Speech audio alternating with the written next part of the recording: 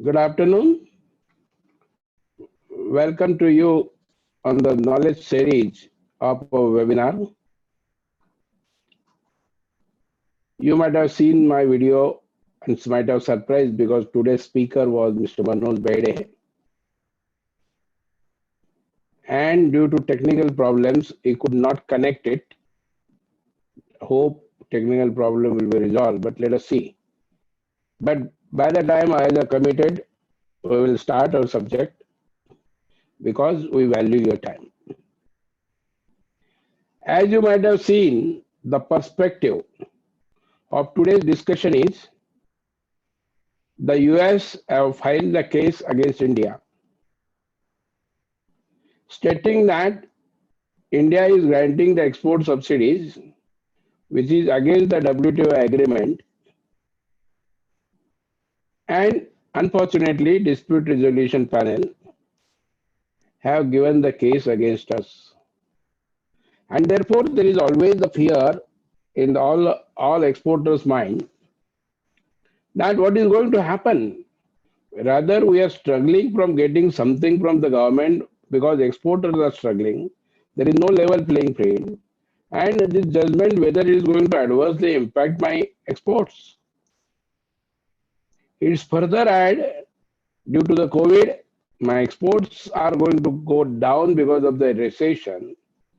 And if I don't get the support, how will we stand?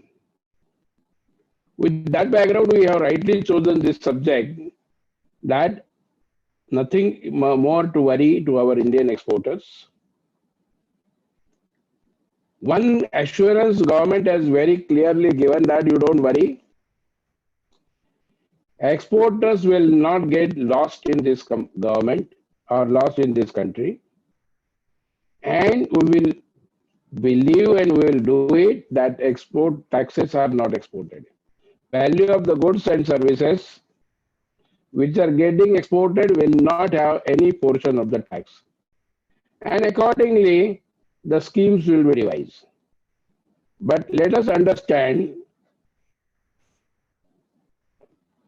hope I am audible. Yes, if yes, please kindly raise the hands, yes. So now let us see what is that perspective and what was that WTO agreement, what was the dispute resolution panel. Before that, I will just introduce my today's who was the speaker, Mr. Manoj Bede. He is a chartered accountant and cost accountant. He is a director of Bitsol India Services Private Limited. And he is very well versatile in direct tax, indirect tax, and foreign trade policy. I'll be presenting on his behalf. I'm the Ashok Nawal, founder of this company, and you are well aware that Bitsol India provides single window service of all this business aspect of the commercial aspect of the facet of this, whether it's the legal, whether it's the direct tax, whether it's the indirect tax, is what do we give the business solution at single window. Now I'll start with the subject. What was the background?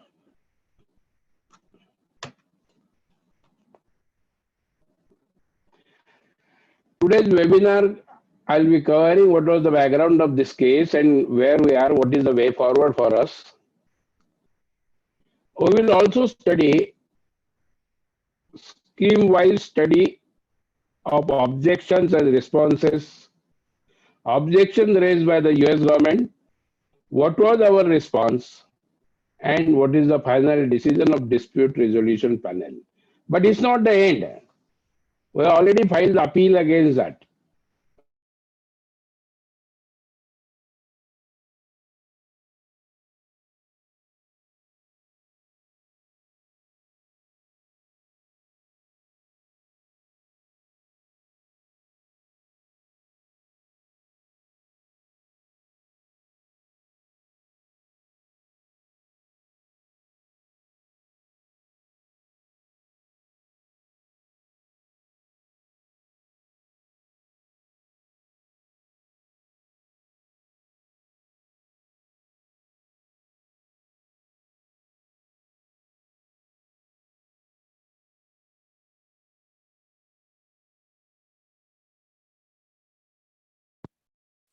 क्या हो रहा है?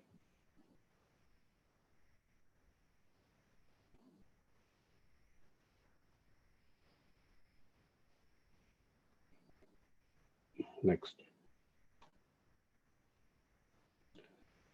Let's see, in old back after 1949 onwards, rather 1969 onwards, World War, after World War, everybody thought, all the countries have thought that there should be a mechanism of a common. And that is the reason number of countries have sat together, which we were talking about, general agreement of trade and tariff, to decide what should be a general agreement with respect to trade and tariff, so that each country will be getting benefited and will not be restricted, and import and exports will be freely allowed. But it took long time, more than almost you can say 30 years of the passage of time. And then initially 129 countries have signed the agreement, which is called World Trade Organization Agreement, WTO agreement. So GATT was converted to WTO, and WTO has dealt with various mechanisms, almost 11 principles laid down. How the total thing will be there, how it will be controlled, how it will be monitor, and what were the principles will be there of monitoring it. So one major principle which was decided, that there will be a free trade of goods and services. We are going to talk on today's on the first principle, that there will be free trade of goods and services across the country. Of course, these 129 countries were divided into three parts. One is the already developed countries like the US and European countries, some of the European countries. Some were developing countries and some were undeveloped countries. And developing countries were given the time to develop themselves. Therefore, all those restrictions which was there of a free trade, those conditions which are going to, we are going to deal with those conditions of that footnote of a general trade and agreements will be based on that. Therefore, you will appreciate from 1995 onwards, in real term, exports and imports have taken a wide scale. Earlier, number of items were in restricted list. Number of items were in the prohibited list, and very few items were under OGL, which we used to call OGL. Now, almost 99% of items are under OGL, and free trade is allowed without much of the restrictions. 164 nations have this membership of this WTO, with the object that there will be a free trade of goods and services and intellectual property rights. Everybody will be allowed to work, trade, goods and services without any much of the restrictions. So we talk about general agreements of trade and tariff. Trade is the free trade, and tariff means your goods will not be unnecessarily restricted by imposing higher duties in that country. If you impose normally across the duty rate, suppose is X, the countries were restricted to impose higher custom duty except for certain reasons. There were two exceptions for that. One which was the major, which was designed at that time in 1995, that one will be the tariff rate, which will be across almost in the same range across those countries who are signing the WTO agreement. And second will be anti-dumping duty. If anybody is unnecessarily dumping the material and less of the material, less of the variable cost, there was a mechanism, and mechanism was also decided how the anti-dumping duty was to be levied, and what will be a dispute resolution panel for that. So government can protect the domestic industries if and only if the price dumping is there.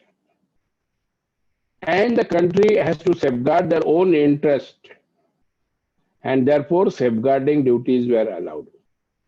So three principles on tariff were decided. First principle, across all the countries, same tariff will be there.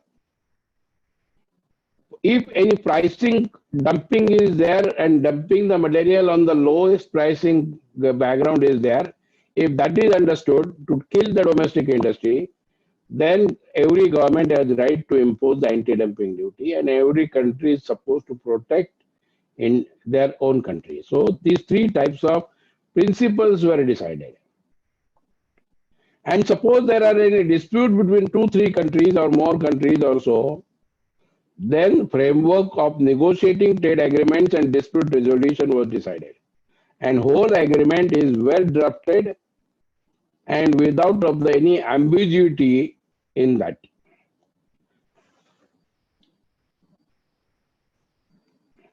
So structure which I talk on trade, and that is the trade and tariff. Now I'll talk about if there is a dispute between among the country, how that dispute resolution system will be there. So it will be in consultation between member countries over probable dispute. What may be the disputes? All those there will be was the consultation mechanism. And if that consultation do not work, let's say there is a dispute between US and India, US Embassy, US Ministry of Commerce or their wing will counter and give the consultation, do the consultation with our Indian counterpart.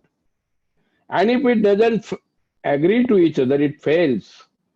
Then the another step was there is a dispute resolution panel, and that dispute resolution panel, there will be the adjudication. So case has to be made out by one country against some other country, and that case will be heard by the dispute resolution panel, and then dispute resolution panel will give the judgment. This judgment will be binding until the appeal is made against that. And there was the appellate authority after that. So if anybody is having a grievance of the judgment of the dispute resolution panel, then they can file the appeal in the specified period with the appellate authority. And once appellate authority has given the judgment, that will be binding on that nation. No further appellate proceeding.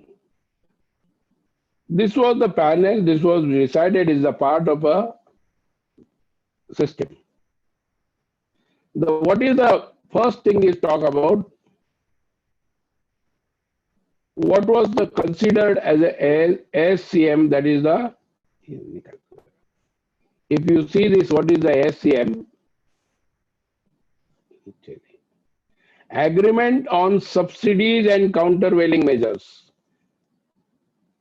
So what is that basic principle of this agreement? That is agreement on subsidies and countervailing measures. That government will not give any export, all 164 countries, other than developing countries and underdeveloped countries, will not provide export subsidy to their exporters. That was underlying principle. So what was not allowed?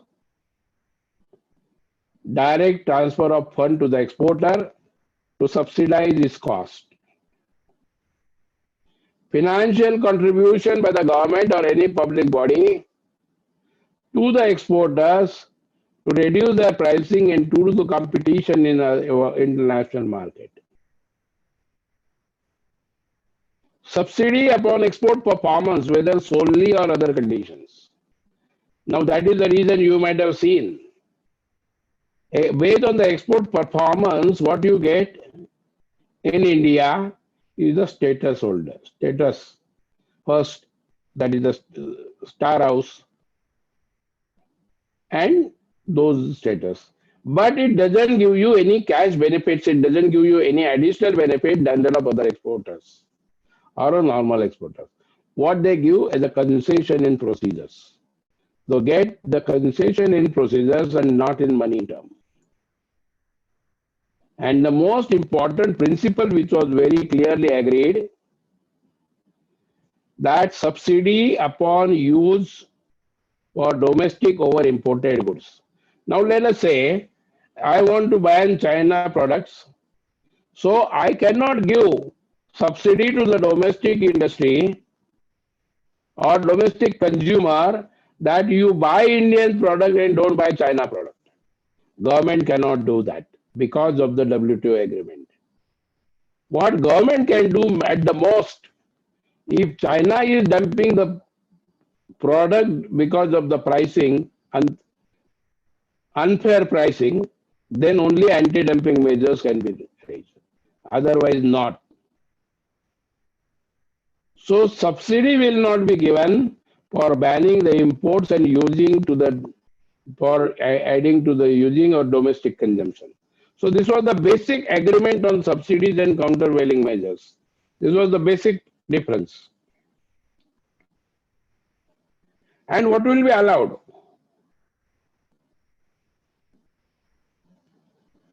What will be allowed is only exemption of an export product from duties on taxes borne by the like product when destined for domestic consumption. It means, suppose I am manufacturing a product and selling in domestic market, then whatever the domestic market is bearing, that cost of taxes, that only will be exempted or remission will be given. Now, because of this whole wording, the dispute has arisen. What is the dispute? What US said in all my schemes, that only whatever is the direct raw material or direct input, raw material, parts and components, which can be identified with the finished goods, only on that there should be exemption and not anything more and anything less. That was the US stand in all schemes, a basic, and they said this is not allowed because of this reason. But perhaps US has got out of the sight to state that I cannot manufacture export product until I use the consumables, I use the capital goods, I use the catalyst. That is my inherent part of my product. In my product cost, the basic material cost of that product is included. So what government has given to us is only exclusion of the taxes. And that was objected by the government, which was US, which was wrong. In any way, we have made in appellate. We will talk what was our error when we are dependent or not dependent. We will talk later. So for this rule, that is the footnote 1, what was the exception? That is the developing countries, and list of developing countries were given in Annexure 7 of the agreement. Earlier, and then what was mentioned, the developing countries for the period of 8 years from the date of entry into the agreement. That was also one of the dispute points which we argued but could not succeed. We stated, though albeit we have introduced the agreement in 1995, but you cannot count 8 years from that in 2003, no. You have to count when I have become the developed country or the developing country. I was underdeveloped countries, and underdeveloped countries also signed the agreement, but they have counted the years from there. Now, according to WTO, according to US, we are developed country and we are not developing country. Now, what is Annexure 7 of that agreement of subsidies? Developing country members not subject to the provisions of Para 1 of Article 3. So what is the least developed countries designated as by the UNO, which are members of WTO? So UNO declares which are underdeveloped, least developed countries.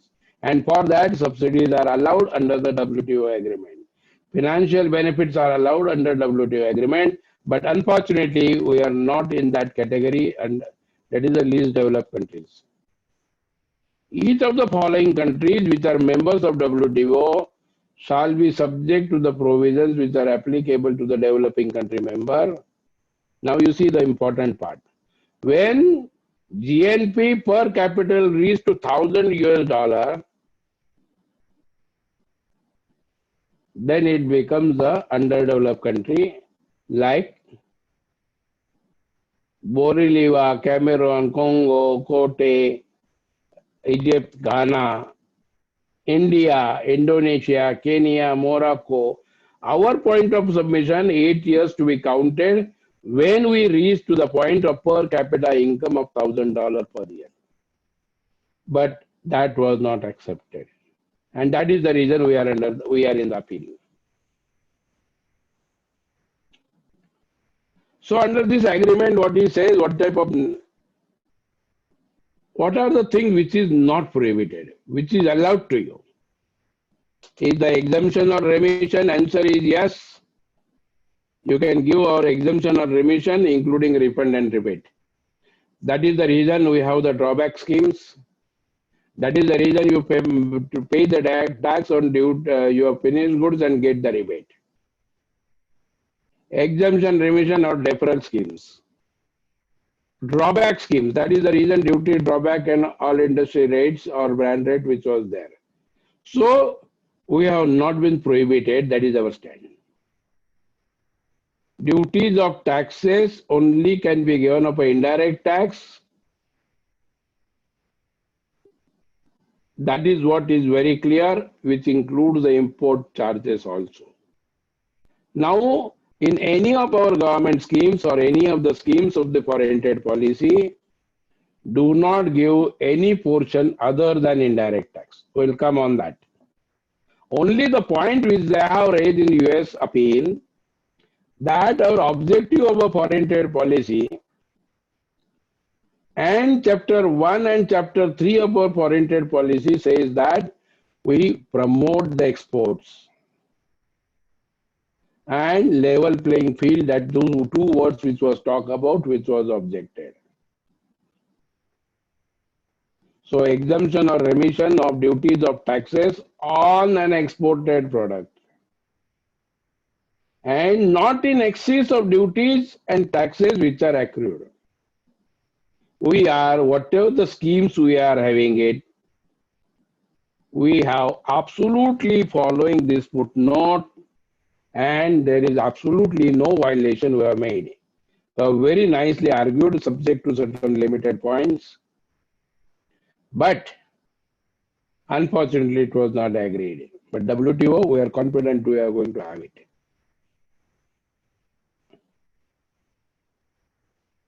So what is not allowed? Again, we give the illustrated list. Provision by government by the direct subsidy to a firm or industry contingent on export performance. Let's say, if government provides you, if you achieve 100 crore turnover of export, I will give you this additional amount. You achieve 1,000 crore of exports, I will give you something. If that might have been any of my schemes, then this was not allowed.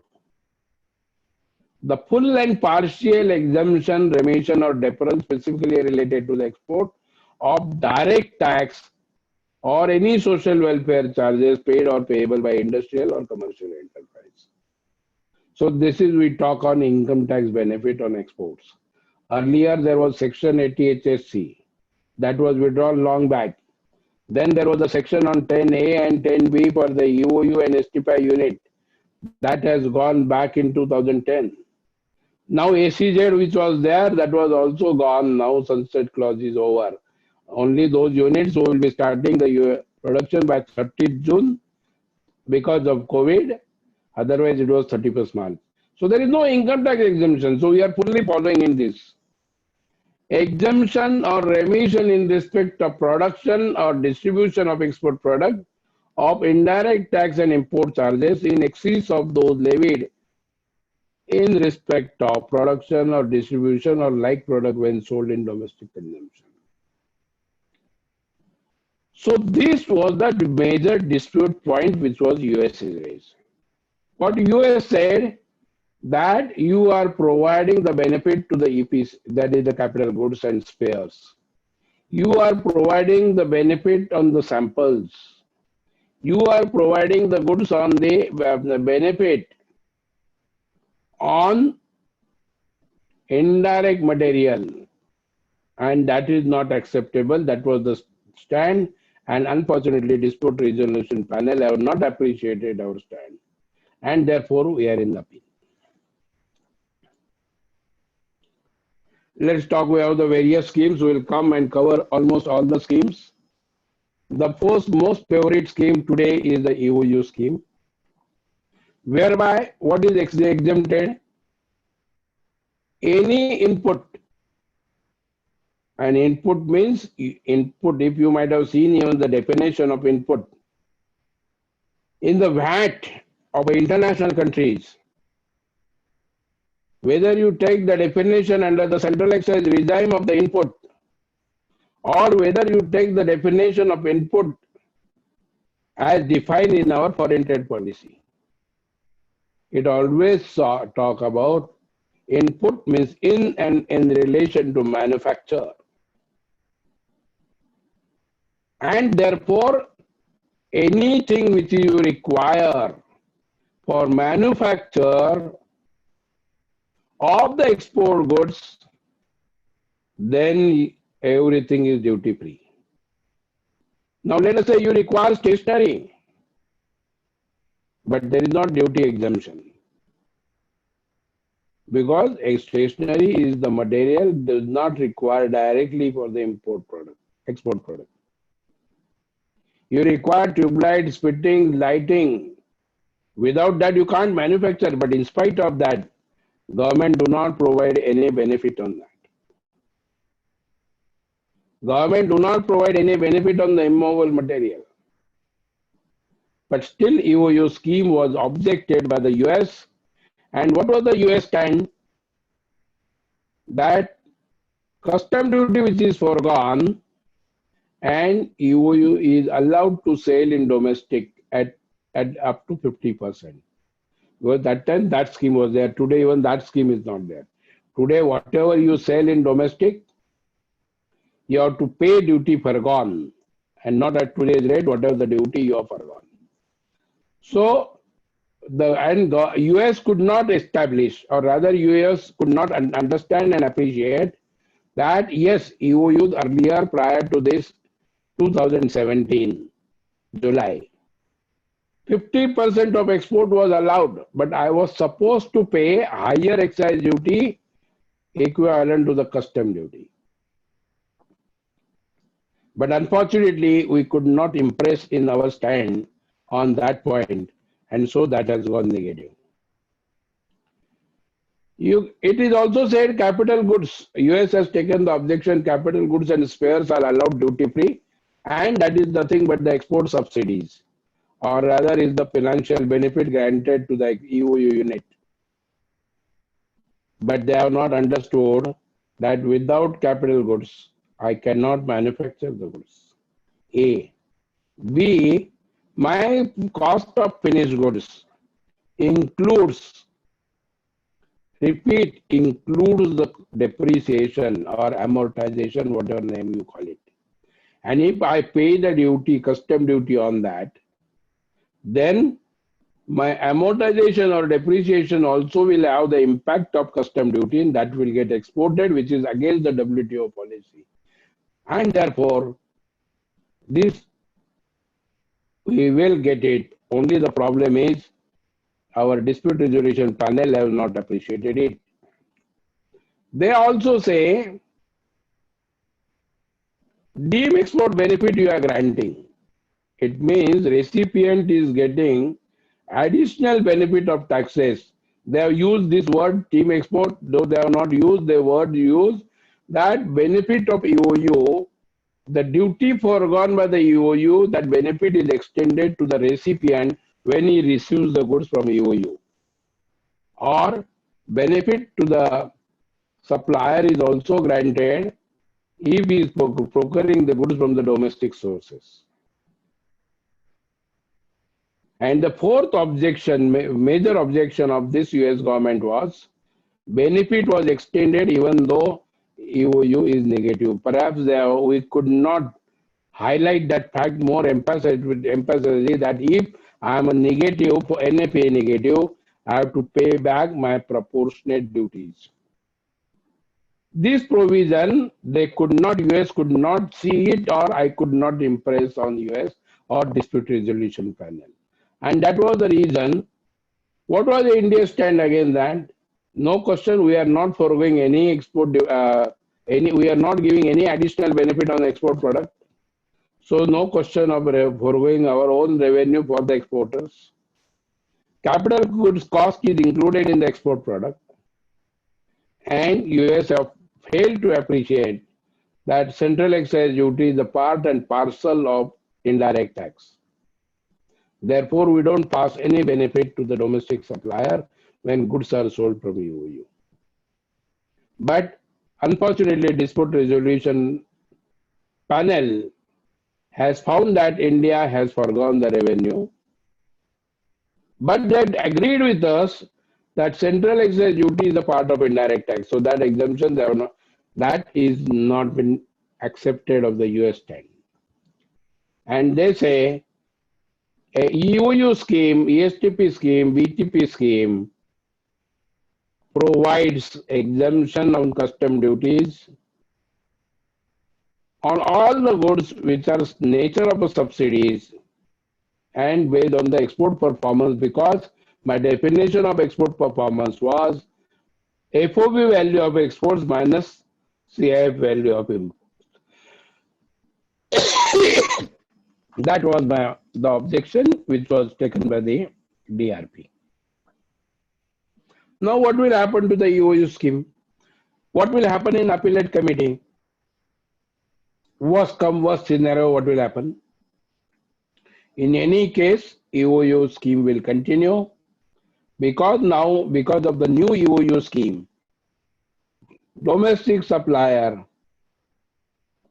if I'm doing the domestic sale, EOU will not get any benefit and he has to pay back that benefit. And when payback is there is no question of sharing the revenue. The B, capital goods. I hope if we are not successful in impressing the part that capital goods are the part of a wide definition of inputs, then appellate committee may not, but I am very sure appellate body will consider this one and capital goods also will be allowed. But if it doesn't consider, then exemption on capital goods and spares will not be there. But I'm sure government will come out that IGCID procedure, which is not connected to the export performance, but they will put certain conditions. And if you are performing certain export or certain conditions or bringing a foreign exchange apart from the exports, then you will be meeting that condition. But I hope what happens it does. Duty foregone to be paid, we are already paying on the duty foregone in negative NAP as well as the DTSN.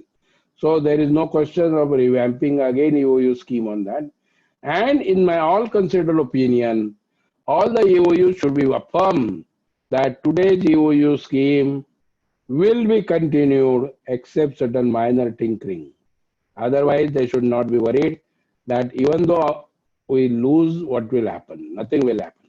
EOU scheme will continue till the time foreign trade is continued. The major objection of the US government was the EPCG scheme. With the EPCG scheme, we are allowed to import duty-free capital goods and spares with certain percentages, including mandatory spares. So US stand says capital goods and spares do not get consumed in the production of export product, and therefore it is a violation of footnote, and therefore It is the nature of a subsidy, it is the nature of financial benefit, and therefore this is not acceptable. India's stand was the same as I told you, that capital goods cost is included in the cost of finished goods and no taxes to be exported. And therefore what is benefit is given is correct. But final decision of the dispute resolution panel was custom duty is exempted under EPCG, do not meet the requirement or condition of the agreement, and therefore it is the nature of a subsidy and cannot be accepted.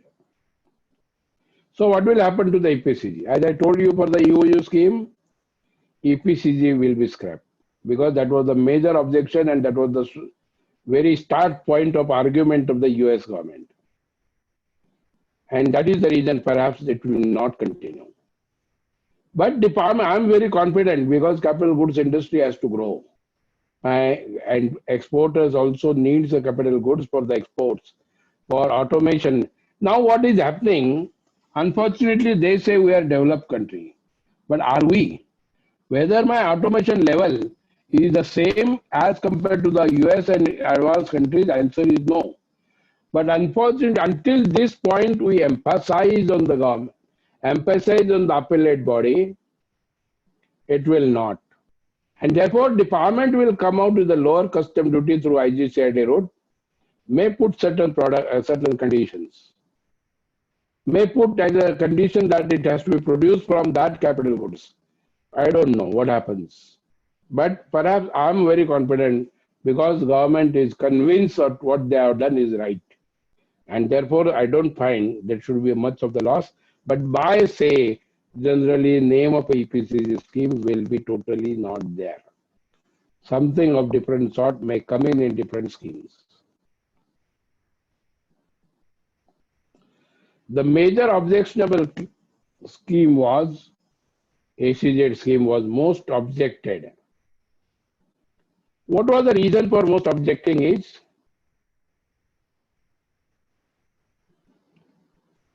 positive NAP failure to achieve lead to the sanctions and penalties. So there is a direct sanction. There is an exemption of custom duties on imports and overall exports, even though they are allowed to sell in domestic market. There is an exemption from IGST paid and deduction on export earning from income, which is the income tax benefit under section 10AA. And foregoing revenue custom duties as well as income tax is nothing but financial benefit and subsidies. And they also said that the benefit is extended to the immovable property or the project which they are building in. That was the strongest objection which US has taken. What was the Indian stand for that? We said US have not understood the SEZ scheme in totality, not only about India, across in the world, whatever the schemes are there, the same schemes India has adopted, nothing more and nothing less. Rather, SEZ are treated at par with the foreign countries. So anything which is given to the supply to the SEZ, it is the exports, and whatever is received from SEZ, that is considered the import, and import duties are levied. DTSL attracts full custom duty as if goods are imported. And scheme is promoting only exports. It is designed to create the employment and cater the export market. But unfortunately, dispute resolution panel could not appreciate that. They concluded financial contribution by benefit to the projects and capital goods and financial contribution through income tax exemption. That is the reason they had objected to this scheme also. Now what will happen to the SEZ? SEZ scheme will continue with modification. Now what is that modification? Already that income tax benefit has already gone. Sunset clause of the developer has already gone, and developer has nothing to do with the US because they are not exporting. Now what is the issue is income tax benefit for the SEZ units. Now that has also sunset clause is said by March, if you start the commercial production by 31st March 20, you will get the income tax benefit. Because of COVID, it was extended to 30th June 2020. So now no more income tax benefit is there. And we will be able to impress to the government, to the appellate body, two parts that my SEZ scheme is absolutely equivalent to all SEZ scheme across the countries in the world. And second part, which I will be able to explain, that this SEZ scheme provides absolutely a feel, and they treat as a SEZ as a different country for the purpose of importation and exportation of the goods from SEZ. So there is nothing is passed more. Now what will happen? SEZ scheme will continue. Only the problem of building of immovable property, the benefit which has been granted, may be reconsidered. But of course, I am sure it will not be reconsidered because across in the globe they get all these benefits. And it is this SEZ is taken at par with the different foreign countries, and therefore there is no question that taxes are getting exported. We are passing the financial benefit, we are passing the subsidies. It is not the case. And therefore, according to me, only except the sunset clause, that is except income tax scheme will continue. The again strongest objection was taken to the duty-free import authorization scheme. Of course, this scheme, we could not impress on US that hardly any takers are there on this. How many DFIs are applied? If you take as a percentage, it may come in 6-digit percent, 6 decimal percentage. But this also scheme, they say import of goods without payment of custom duty subject to fulfillment of conditions. They said that you are getting the quantity scrip and that you are transferable after your export obligation is over. So the goods which you are importing it may not necessarily go in the export product. That was the strongest objection of the US.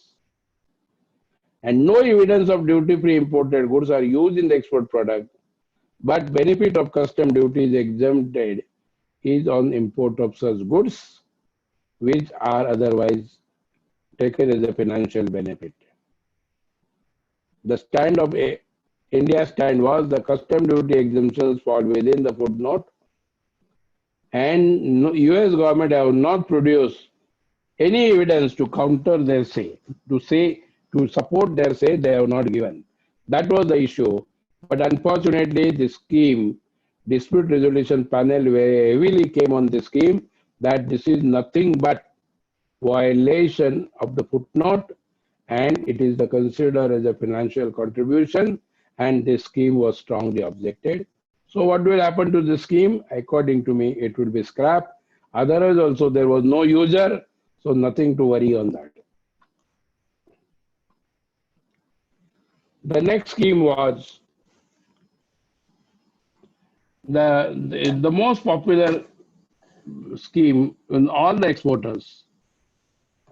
In all the exporters is MEIS and ACIS benefit. What is this MEIS benefit? The MEIS benefit is Manufacturers Export Incentive Scheme. Name itself suggests it is an incentive. As such, if you go history by that, earlier there was the focus market scheme. To promote international market, certain market assistance was given because of the labor intensive to create the employment. That was mentioned in the objective of the foreign trade policy, or rather chapter 3 of the foreign trade policy. Then FMS has come, that is the focus product scheme has come, that if you are manufacturing the particular product which create the employment and which will bring the foreign exchange, certain benefit was granted. And this MEIS benefit, that is a FMS product, was supposed to give you a level playing on account of freight subsidies. And this was very strongly objected. Rather, it says you give the MEIS scheme on export performance, and this is against the footnote of that. Second, it says you are giving the duty-free scrip which can be sold, and the person who is not exporter who is enjoying the benefit is nothing but the financial contribution as a cash reward to the exporter. And couple of all these points you stand, we could not substantiate the reasoning why MES is needed, why ACS is needed. We could not substantiate. We only say it falls under that footnote, and our argument that US could not give the evidence, but simultaneously we could also not give the valid evidences why this requires into the, why it feels and how it feels into the footnote. And therefore the DRP has taken the decision that it gives the cash reward, it confers the benefit, and it is against the footnote, and therefore this scheme was very highly objected. So what will happen? This scheme will be scrapped. Fortunately, due to the COVID, relaxation has been given by the government to continue this scheme up to March 2021. Because foreign trade policy was supposed to come ended on 1st April. On account of COVID, blessing in disguise, this scheme, this foreign trade policy now will continue up to March 21. But meanwhile, government is thinking, government is determined to give you back certain amount because government is knowing the problems of exporters. So they have designed the scheme, remission of duties, that is ROD, and taxes on export product will be. So exactly the footnote wording, remission of duties and taxes on export product. Same wording is there in the footnote, and with that name itself, we will be starting a new scheme, RODTEF, road tape, not road tapeism, not rate tapeism. But this RODTPM script will be given to you on your exports. That is what is good scheme which is going to come. Already as a sample, it has launched for the textile industry.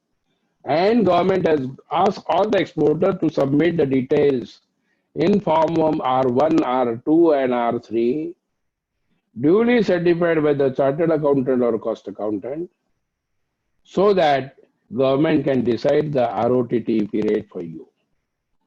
But unfortunately, exporters have not appreciated this, have not given the feedback.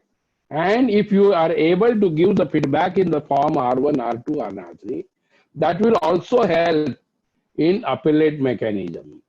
Therefore, my appeal through this webinar to all the exporters to fill up that form of R1, R2, R3, get it certified by the chartered accountant or a cost accountant, and submit to Export Promotion Council. That will be better for you. ACS scheme will almost again the same, whatever is there mentioned in MEIS, same is ACS. Now we have already filed our appeal. Fortunately, this I am knowing the person who is going to argue, who has prepared the appeal. I consider him as my mentor, Mr. Advocate Rohan Shah, senior counsel, and what request he has made to the appellate body. Reverse the panel decision because it does not apply to developing country member graduating from us, from Annexure 7, that is we. And you have to calculate $1,000 when 8 years from the time when per capita income will be per $1,000 of person as average. Find that developing country members graduating from Annex 7 are entitled for 8 years phase-out period and eliminating their export service. And whatever the stand we have taken in the before dispute resolution panel, same will again continue and emphasize very vehemently before the appellate body. Now what will happen immediately? Everybody is worried. Don't be worried. Appellate panel has been dissolved on 13 December 2019 and no posting has happened. So there is no question of appellate panel to take any decision. And once you have filed, that decision of dispute resolution panel is not binding on you. India's appeal is likely to stay for months because out of 7 members of the appellate body, 4 has already left and 2 are going to get retired. So again, 6 members have to form body and then start, and other pending cases also they have to see. And with only 1 member left, minimum 3-member quorum required to review appeal cannot be met. Therefore, in any case, that is the reason India has taken the correct decision to extend the foreign trade policy for 1 year.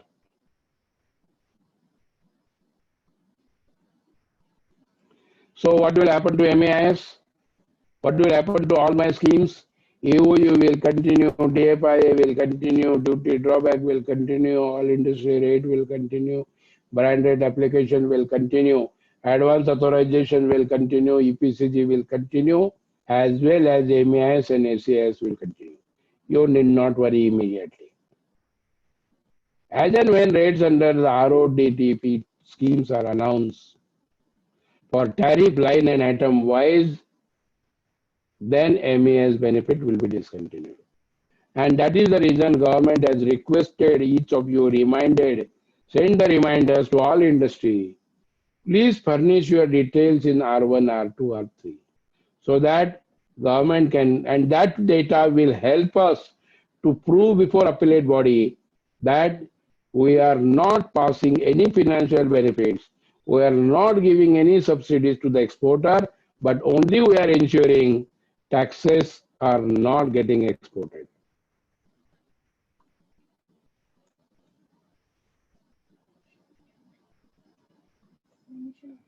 Remission shall be.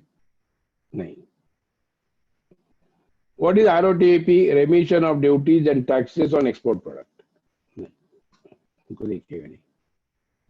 Mechanism will be created for reimbursement of taxes, duties and levies at the central, state and local level which are currently incurred and not being refunded.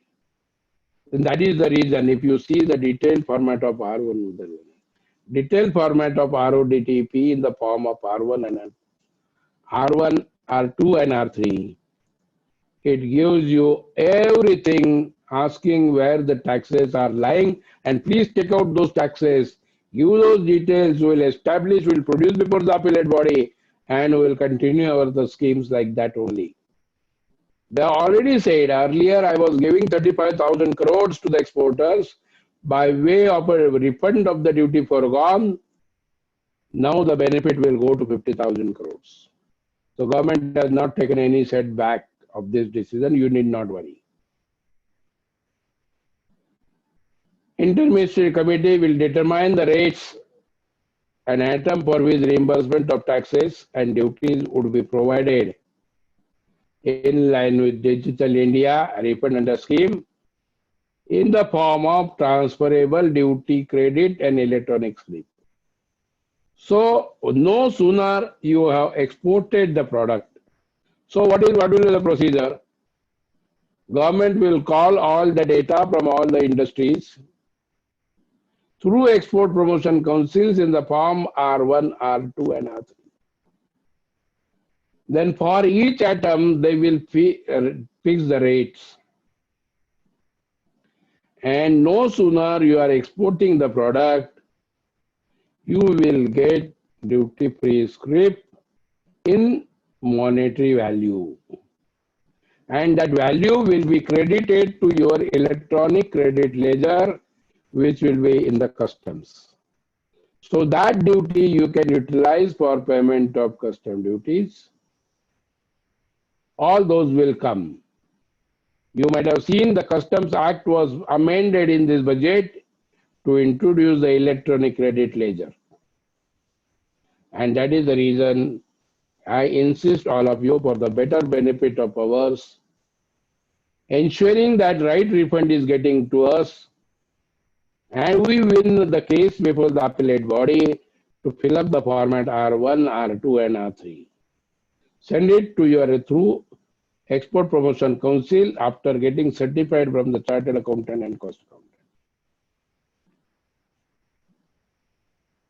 Non-refundable taxes must be weighted with the tooth comb as a maximum benefit can be taken. I'll explain you the format of R1, R2, R3 also. And it will serve zero rating on exports, so no taxes will be exported, which is the basic principle laid down in 1995 in our agreement, Article 3. Now, Indian exporters, when we see it, what is the competitive disadvantage? When we see the competitive disadvantage of the Indian exporters, today in India, there is a very high transaction cost and high transaction time. Though attempt is made to reduce that, but still we are not out of the corruption, we are not out of the delays, we are not out of all those things, and that is the reason there is a high transaction cost. There is a high cost of finance interest rate. High interest rate today in international market, you get the loan 1%, 2% or less than that. But even my pre-shipment packing credit is not less than 5% today. There is an infrastructure bottleneck. The difference in infrastructure in across globe and what is the infrastructure in India, and therefore my infrastructure, my cost is also very higher. Suboptimal connectivity to the global transport network because of my geographical distances.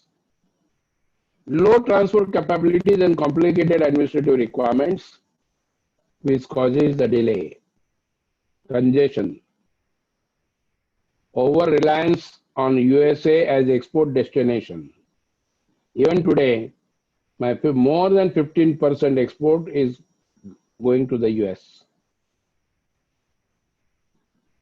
And taxes on indirect material and services, in spite of this scheme, whatever is available, which was objected by the USA, I can tell you, all exporters, they are not claiming any benefits which is inbuilt up in freight and transportation.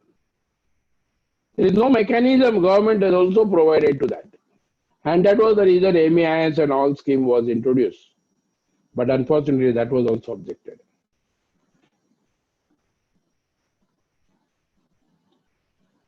What is the object of this RODTEP? It will ensure no taxes are exported. Will ensure we are compliant of Article 3, footnote number 1. We are not, government is not passing the financial benefit to you. No special gates, you get it based on the export performance. Export product contains taxes through indirect material, logistic cost, services.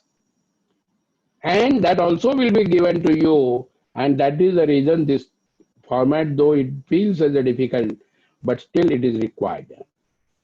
Now let us see what is that format and why exporters are feeling the difficulty to fill up that format. What are the solutions for that? I'll be addressing that and then we'll take the question answer. I know I have crossed the time. Rather, my time. What is the R1? R1 says is all your details of your unit. It's a general. You have name of manufacturer or manufacturer exporters, address, mobile numbers, address and all. Your IC number, HS code number of your export product in 8 digit. If you are availing the drawback scheme, what is the drawback serial number, or whether you are not availing, whether your product have declared the all industry rate, what is the drawback rate among that? What is the period of exports? What is the exact description of your product? It means this R1, R2, and R3 has to be filled in, not as a general, it has to be filled in for each product. Whatever the product you are exporting, for each product, this form R1, R2, and R3 has to be filled in. Quantity, that is a unit, that is what is the accounting unit. Kind of unit which data is being submitted. Whether you are DTA unit, whether you are SEZ unit, you are either UOU, whether you are manufacturing under the private bonded warehouse. What is the drawback rate? What was the value cap? Now that value cap is not there. Total units of product. What is the total production made by you in 19? That is the January 19 to June 19. How much you are exported and how much you are sold in domestic market. What is the FOB value of exports and what is the cost, average per unit cost. This declaration in form R1 you have to file. It is very simple. It is not difficult at all. Now come to the part R2. Which talks about, you see the heading itself talks. Data for transportation and stamp duty. And any other duties which is you are not getting any benefit from the government. You don't get any benefit on transportation when the petrol or diesel have got the excise duty or VAT. Stamp duty is inherent on you. So that amount they are extracting it by way of a separate. HSN code, unit quantity code and description of export product and period of exports. Then what is the fuel used in the transportation, inbound transport, that is inward transport. From reaching to the port till your destination. What is the transportation cost incurred with respect to process of procuring raw material, consumables, spares, whether indigenous or imported? The reason is every transport works with the fuel, and petrol and fuel have got the, suppose it is imported, then the basic custom duty is there. Countervailing duties is there equivalent to the excise duty, or countervailing duties are there in terms of section 5, that is the VAT of the additional tax. Or if you are purchasing locally, then you have the VAT and excise which you cannot subsume. So it becomes the cost and that amount of taxes to be extracted. Component of state VAT and central excise duty on the fuel. Total transportation cost incurred to the export product, that percentage, and then tax percentage thereof. Total transportation cost on account of state VAT and excise duty. So all these elements today which could not be extracted, government wants to extract and give you back through RODTE.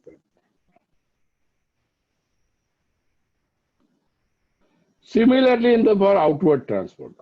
So inward transport freight, outward transport freight. So on transport, you will not pay anything. That is the object of the government. Very novel object. What is the electricity duty you are paying on your every consumption? What is the product? How many kWh you are consuming for your export product? And what is the electricity duty thereon? Because no taxes are to be exported, and that is the reason this amount also you should get it back. Today you are not getting this amount back. Government wants to help you. Stamp duty.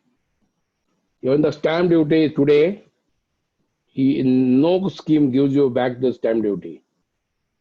SEZ also gives the exemption only on the stamp duty on the first purchase. After that, all stamp duty is payable. So what is the stamp duty total paid as a percentage of export on your export documentation? What is that amount and what is the cost for that? What happens to your fuel which you use for the power consumption? Element of taxes therein, government wants to give you that back. All that details you need to furnish. In transportation, you may be aware that you are not getting the ITC because they are charging 5%. So they are charging 5% and no input tax credit. So on the input cost also there is a tax element of GST. So what is that GST amount? On tires, levers, spares. So for all transportation material, capital goods spares, how much is that CGST and SGST impact? And you have to give that so that you will get, and kindly note, all these what I talk on R2 format, even today you are not getting as a benefit and government wants to give you benefit. Now it is you whether you want to take the benefit or not. Afterwards, don't say that it is the cost. I'm doing it. I'm bearing, and that is the reason I'm non-competitive in the export market. Don't say thereafter. Then to be furnished for export product input cost. Again, HS code of your export product. Incidence of taxes, duties and levies borne by the export product in the prior stage of cumulative taxes of raw material input consumed in the manufacture of export product. Whole of the supply chain where taxes are getting inbuilt, all that you have to take it back. So HS code of your raw material, description of your input, what is the input consumption which requires for the manufacturing of the output? So SIAN norms. What is the input-output ratios of imported material? What is the indigenous ratios? And what are the total taxes and duties inbuilt in the raw material cost, which you have to take it out, and what is the percentage of that? VAT on fuel, mandi tax, when you have produced, your inputs are agro-processed product, there is a mandi tax. Even that government wants to give you back, provided you give this data. Embedded CGST and HGST on which you are not entitled to take the ITC. Coal used in the electricity. Electricity is exempted. So there is a CGST and HGST paid on the coal, and coal is used as a fuel to manufacture the electricity. To that extent, government has asked the data. So that government wants to help you on that. Embedded GST is purchaser from unregistered dealer. You are purchasing from unregistered dealer. You are purchasing certain from composition dealer who are not entitled to take the ITC. And therefore his purchase cost is, your purchase cost is higher, which includes the tax, CGST and HGST, government wants to give you back. All taxes put together, you have to make a total of that. Get that certified from the chartered accountant and cost accountant, send to your export promotion council. It will help you to get that tax, get that benefit which was not entitled to you earlier. So this RODTAP will be in addition to your advance authorization, will be in addition to the EOU, in addition to your other schemes. And that is the reason you need to furnish this data. Otherwise, you will be the loser. This is what we wanted to take it and convey to my exporter, because after COVID, after the world economy has collapsed, purchasing power has substantially reduced of the international market. And that is the reason you will have to be more competitive and to ensure taxes are not exported. And then you get more, you make our economy better because you are competitive in the export market. We'll get the foreign exchange, will make India as a superpower. And that is the reason government has nicely came out with this scheme. And We will now take the question and answer session, but before that, tomorrow we have again the knowledge series. Now, next 2 days, we will be talking on custom duties, laws and procedures. Mr. Manoj Malpan is very competent person. You might have heard him in the foreign trade policy, which he talked on last. He has also given number of suggestions. You might have, if you have missed the webinar, kindly go to and see our Facebook page. Go on our website and attend the YouTube. He has provided you a very detailed way and suggestions which has to be given. He will be talking on the Customs Act 62 rules made thereunder, so that what are the things you should be taking care of, which you should ensure you don't fall under the penalties and offenses and no delays happens. You follow the correct rules of the game. So 2 days we'll be talking on customs.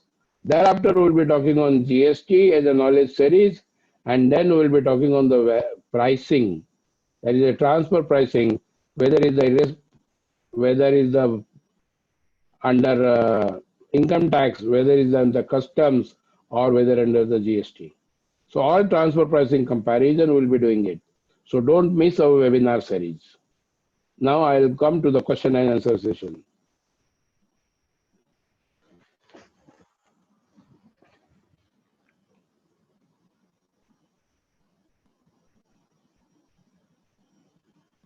The first question Mr. Chetan Joshi has asked, when EPCG is going to be scrapped.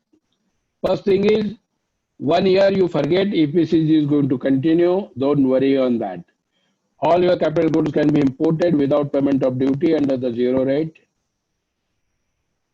First, and then second part, till the time appellate committee decision is not there, we'll continue this EPCG scheme, don't worry on that. If custom duty on capital goods goes, then what will remain the incentive to continue as a UOU scheme? First part, I'm sure it will not go.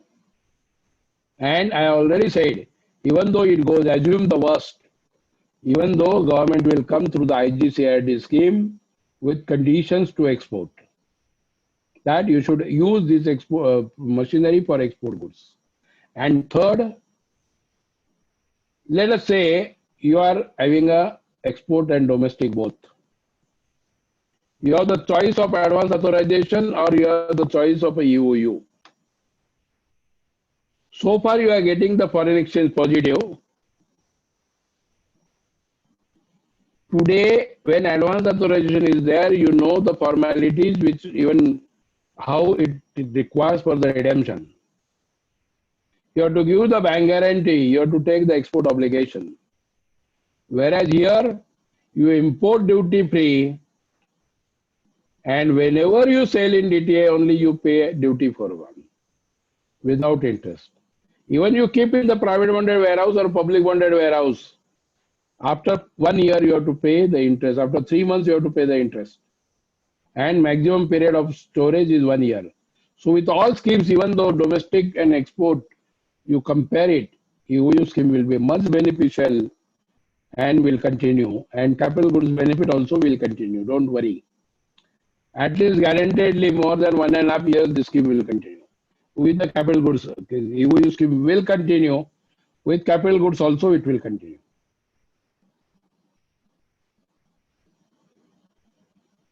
Is MEIS and ACIS not amounting to direct transfer of funds?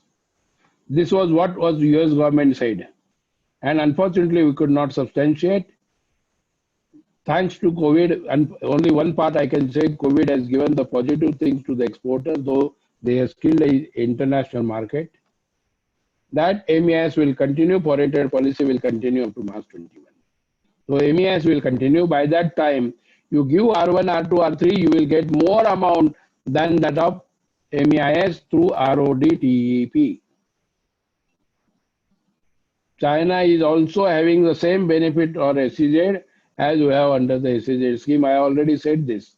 Rather, number of countries have the same benefits, but unfortunately, I don't know, the dispute resolution panel could not appreciate that, but we will be able to substantiate it by better and strong defense in the appellate body.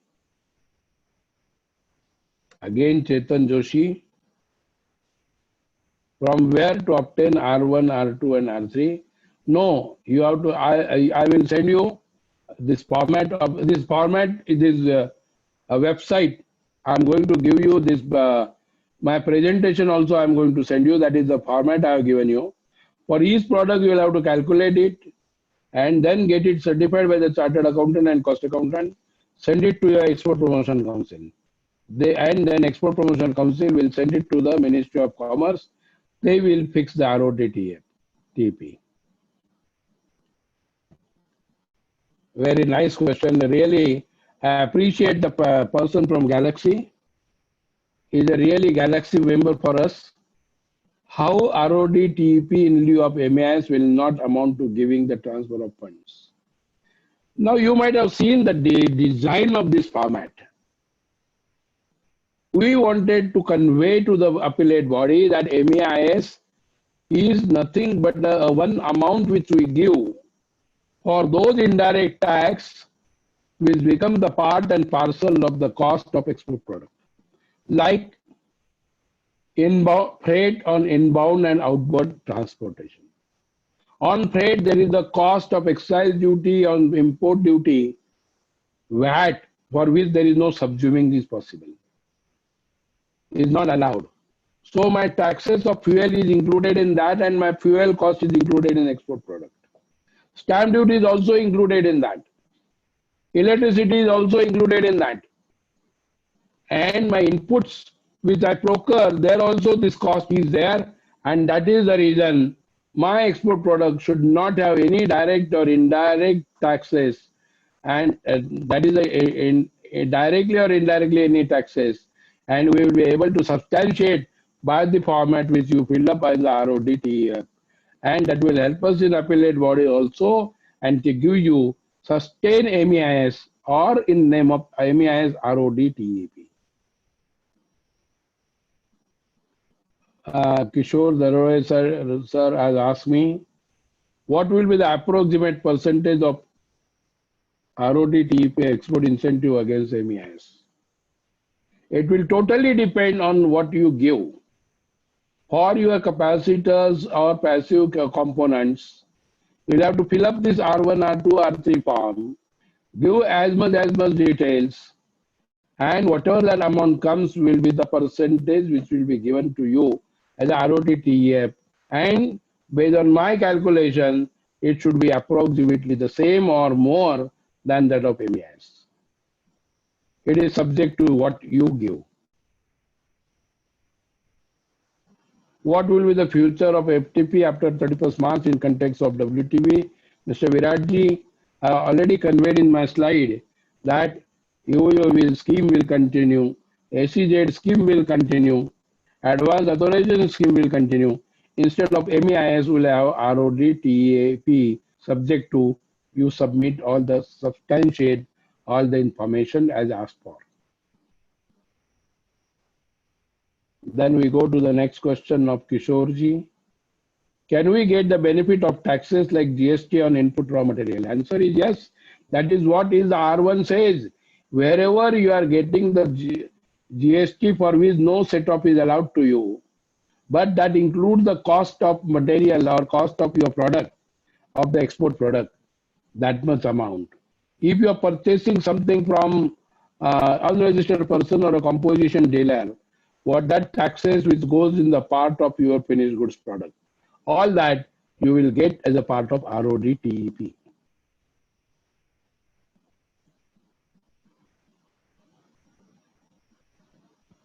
Last date of submission, fortunately they have extended, and now there is no date of extension. You please submit it.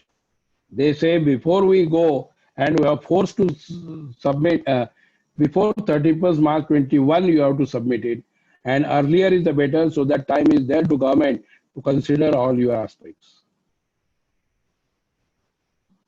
Prakash Rizwani, Prakash Bhai, good evening, good afternoon. Definitely, we provide all our presentation to all participants, and this is also kept on our website. Our YouTube is also there, and website page and Facebook page also gives this presentation. Regarding HS code, as per GST, tax invoice only 4-digit code, HS code export tax invoice, how 8-digit. In international trade, 8-digit is mandatory. Since Indian trade was not acquired with all the HSN system, the 8-digit, 4-digit was compromise formula. But in any way for export and import, 8-digit is must. So you will have to give 8-digit code only. Daragji has said, what will be the roadmap for implementing RoadTEP and what rates of the benefit?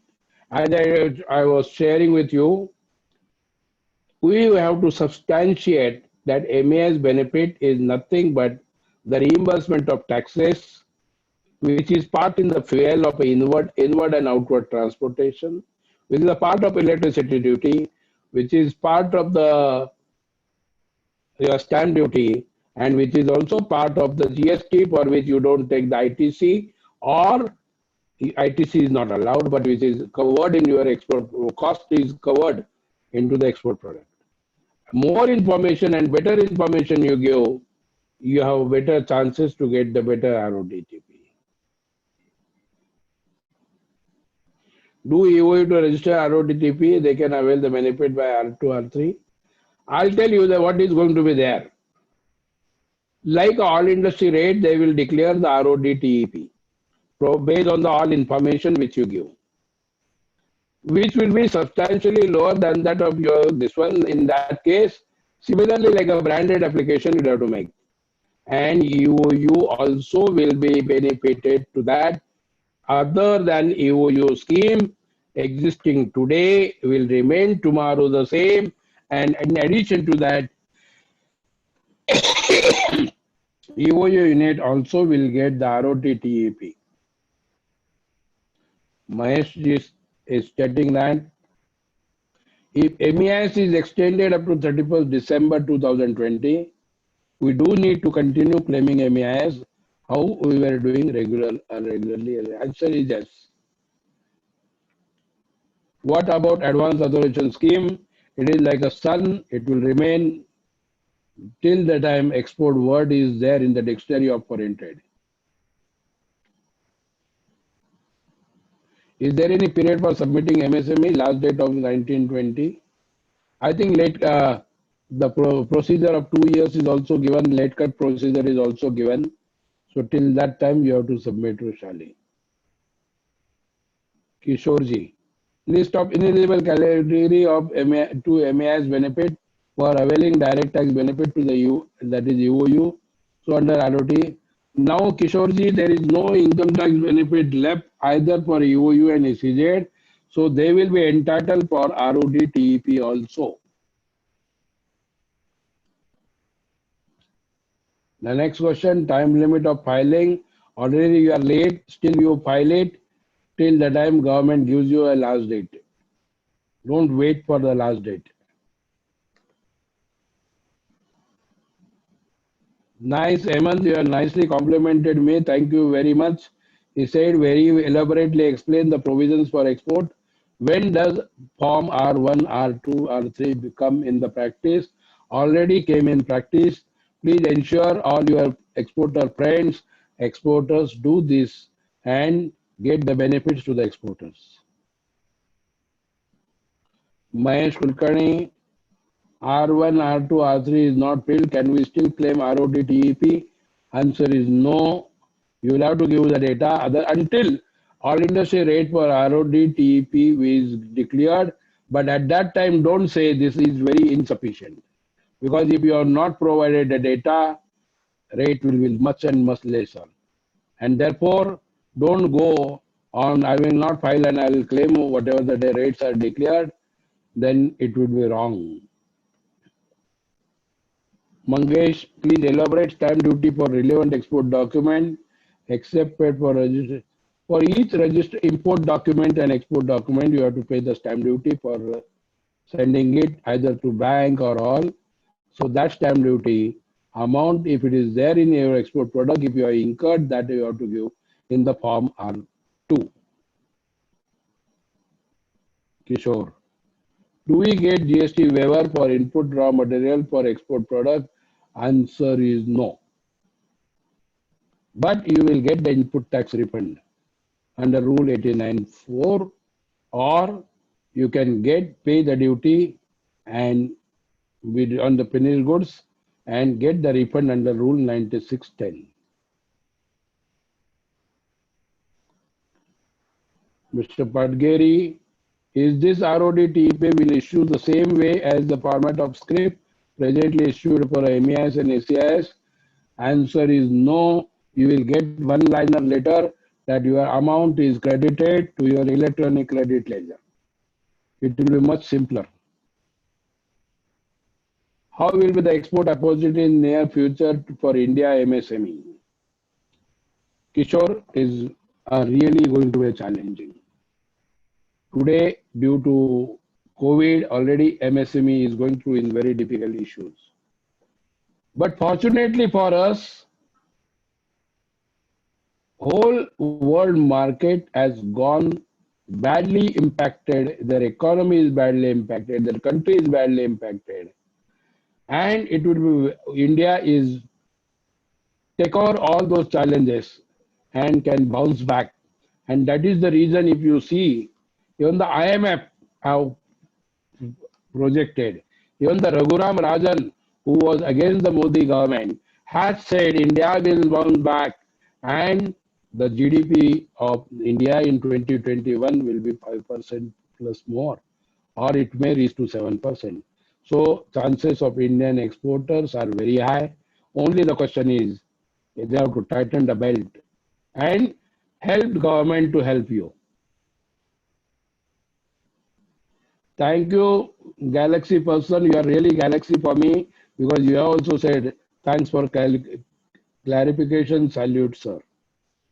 Again, Kishore, is this removed but in 2010 not applicable? No, in 2010 EOU, no income tax benefit afterwards.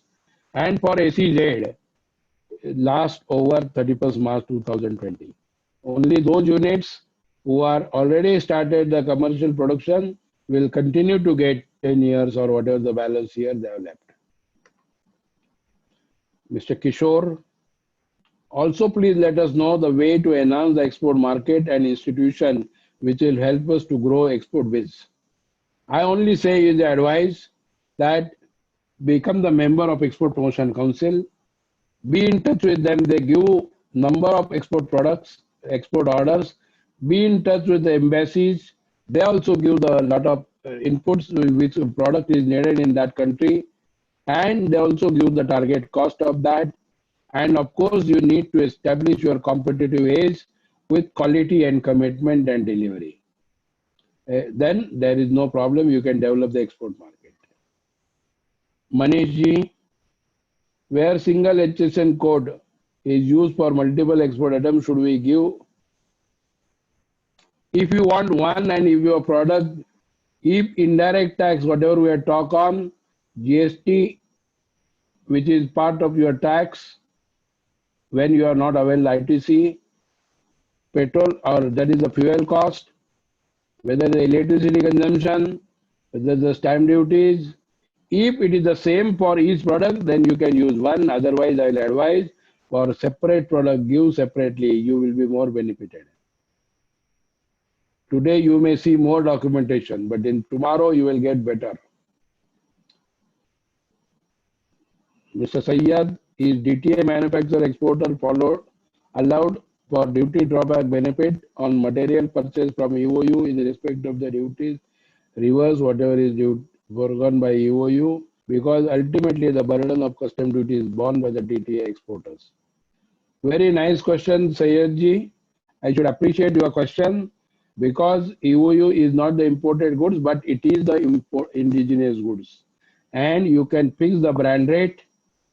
And once you are fixing the brand rate, you can go under the brand rate And whatever the duties you have paid, of a duty foregone, which EU has written on the export invoice, you are bound to get it back and you will get it back. But only the route is you have to apply branded fixation route. Very intelligent question. Thanks, Sayyadji. How would be the mechanism utilization of ROTTEP? It is nothing but cash which will be credited to your electronic credit ledger in for customs, which you can utilize for payment of custom duties. Mr. Solse, can you explain a bit about ACIS is still in continuation? Answer is yes, it is still in continuation. Ande Sahib, what about the drawback under all industry rate that is based on the average basic and not on actual? You see, all industry rate is given to the lazy exporters. They don't want to work the duty incidence on that, or they may not have the mechanism to cause what is the material or the taxes which might have built up in their in their indigenous goods. And that is the reason all industry rate is lower than that of actuals. If your actuals is more, then you have to go with the branded fixation. But all industry rate will continue, and this also will continue. Branded will also continue. Rather, I think RODTEP will have the both the things again, like a drawback. Supply to EOU shall be considered for export obligation against EPCG and advance authorization and supply to ACJ2. Answer is absolutely big yes.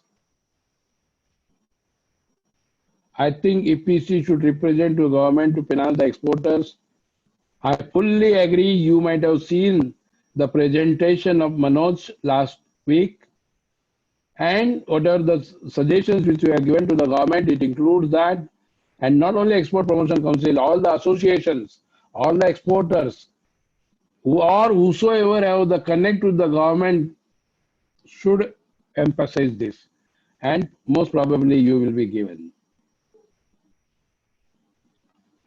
There is no penalty. Penalty if you don't furnish R1, R2, R3, you will not get the benefit. Very simple. Mr. Prasad. RODTEP benefit is in the cash form. Where is the question of transferring? Are you going to transfer the cash to me? Answer is no. Kishore, thank you for extending me the thanks. Chetan, thank you for nice comments. It has given me motivation. Again, Chandrasekhar ji. Ande Sahib, thank you. You are a very good friend of mine. So you have to admire me. So you rightly said, very excellent session, covered every corner of WTA issue. Very nice to see you with same spirit. My spirit will be almost same, even though we are not getting spirit nowadays in COVID. Kishore, do we get custom duty benefit on imported inputs, parts of export product, and also what about benefit of GST on toolings I produce in India for export product paid by the foreign customer? Kindly note, you are not exporting the tooling outside, right? And therefore, the goods are consumed in India, and therefore it is not considered as exports.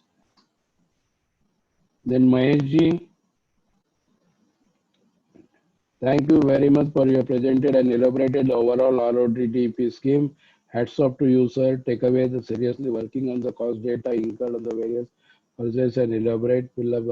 Very good. Mahesh ji, the same thing I request what you said. Same is applicable to all the exporters. Now Rajesh ji, thanks for thoughtful insight and increasing our knowledge. Very nice compliment. Chetan Joshi, your view the scheme is more beneficial of MEIS or RODTEP. That time will tell how exporters are communicating. If exporters are communicating better, you will get better rate than MEIS.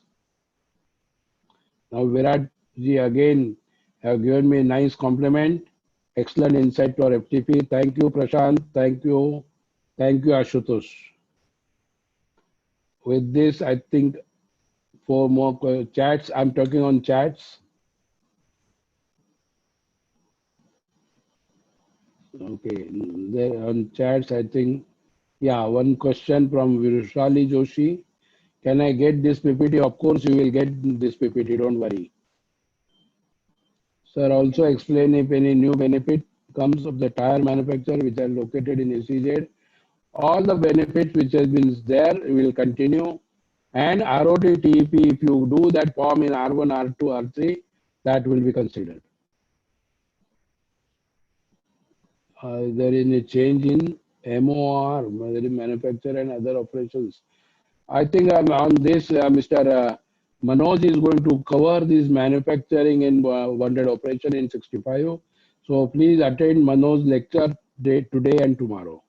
Tomorrow and after tomorrow. I think all I questioned all coming on chat as well as question and answer. Thank you very much being with us, and we will be there with Manoj tomorrow and after tomorrow. And again, I will meet it afterwards. After Manoj lectures, 2 lectures are over, I will again talk to you on GST intricacies and existing provisions and way forward for GST. I'll take it after 2 days. Till the time you enjoy Manoj lecture and get your knowledge enlightened. Thank you very much and attending the same. Thank you very much.